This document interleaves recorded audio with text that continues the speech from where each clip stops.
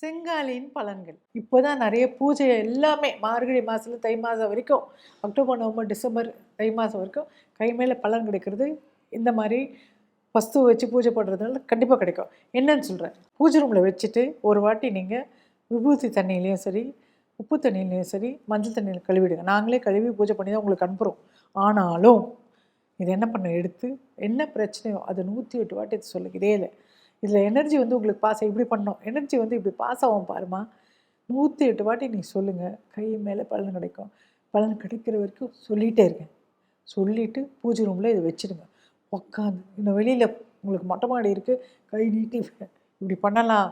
கை நல்லா வச்சு லதாசு தேவிகள் வர டைம் 5லேருந்து 6 காலையில், சாயங்காலம் 6 மணிக்கு 2 வேளையும் பண்ணி பாருங்கள்.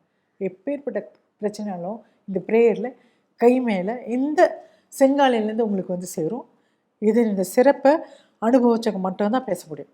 ட்ரை பண்ணி பாருங்கள், உங்களுக்கு காரிய சித்தி நடக்கும். வர மாதம் டிசம்பர் 13ஆம் தேதி நோட் பண்ணிக்கோங்க. 13ஆம் தேதி தான் தீபம். அதுக்கு ஒரு கட் ஆஃப் டைம் இருக்குது. இவ்வளோ பேர் உங்கள் வாழ்க்கையில் தீபம் பார்த்தீங்கன்னா மறுபிறவி கிடையாது, குலம் செழித்து வளரும். இப்போ நான் என்ன சொல்கிறேன்னா, அது நம்மளை நேராக போய் பார்க்க முடியாதுன்னா, நினச்சாலே புண்ணியம் வர அந்த திருவண்ணாமலைக்கு ஒரு கரண்டி நெய், ஒரு பேர் நட்சத்திரம் உங்களுக்கு முடிஞ்சால் எல்லாம் லிஸ்ட்டு அனுப்புங்க.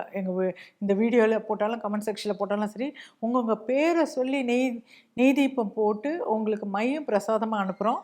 அதுக்கு காண்டாக்ட் பண்ண வேண்டிய விஷயத்துல டீட்டெயில்ஸ் உங்களுக்கு இதில் ஜிபேயும் பண்ணலாம், உங்களுக்கு ஸ்கேனும் பண்ணலாம். தயவுசெய்து 1 கப்பு நெய்யை தானம் பண்ணுங்கள். 1 கிலோ நெய் 1200 பியோர் பசு நெய் நாங்கள் வாங்கி கொடுத்துட்ருக்கோம். நீங்கள் தயவுசெய்து உங்களுக்கு என்ன ஷேர் பண்ண முடியுமோ, நோய் நொடி தீரும், அமைதி வரும், நல்ல பண வரவு வரும், கல்யாண கார்த்தி சுப காரியம் நடக்கும்.